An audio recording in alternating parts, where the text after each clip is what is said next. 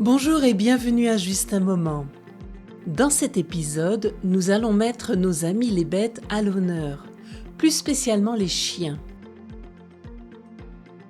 Quelle est votre race de chien préférée? Aimez-vous plutôt les chiens de petite taille comme le chihuahua, loulou de Poméranie ou bichon maltais? Ou favorisez-vous les chiens plus grands comme le labrador, berger allemand, bouvier bernois ou même saint-bernard? Outre la différence de taille, chaque race a ses propres traits de caractère qu'il faut prendre en considération avant de choisir un chien, et plus particulièrement un chien de race. Une fois le chien choisi, commence la recherche d'un nom approprié.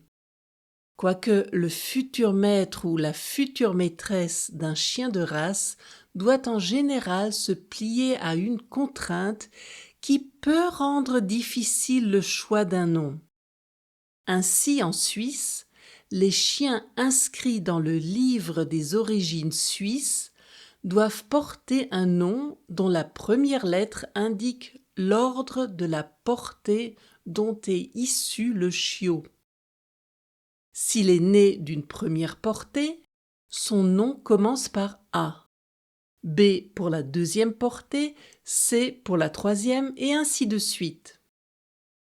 Tous les chiens d'une portée portent donc des noms commençant par la même lettre. En France, il existe également une règle similaire.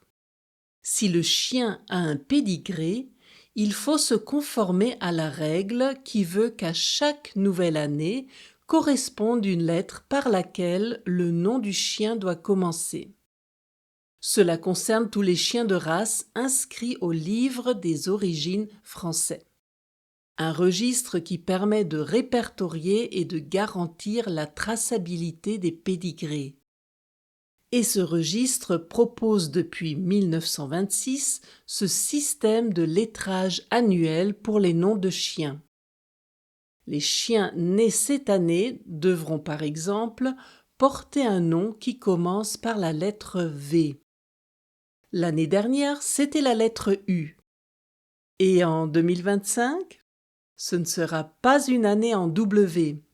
En effet, certaines lettres de l'alphabet, ce sont K, Q, W, X, Y et Z, sont exclues parce que jugées trop difficiles. Les chats de race ont également un registre semblable en France. C'est le livre officiel des origines félines.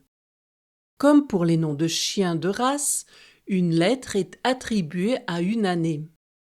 Les noms des chats nés en 2024 commencent par V, comme les chiens. Mais les éleveurs de chats peuvent choisir en plus des noms commençant par W, X, Y et Z. Même chose avec les années en J. Les éleveurs peuvent appeler leur chat par un nom qui commence avec un J et un K. Et les années en P, les noms commençant par Q sont aussi acceptés. C'était le cas en 2019. Avez-vous un chien ou un chat qui porte un nom attribué selon certaines règles? Que pensez-vous de ce système de donner un nom à un animal selon son année de naissance ou sa portée? Je me demande si cela existe pour d'autres animaux. Qu'en pensez-vous? Dites-le moi dans les commentaires sur justunmoment.ch. Et voilà pour aujourd'hui. Je vous donne rendez-vous le 22 mars pour un nouvel épisode. D'ici là, n'oubliez pas de me suivre sur Instagram et Facebook pour ne rater aucune nouvelle.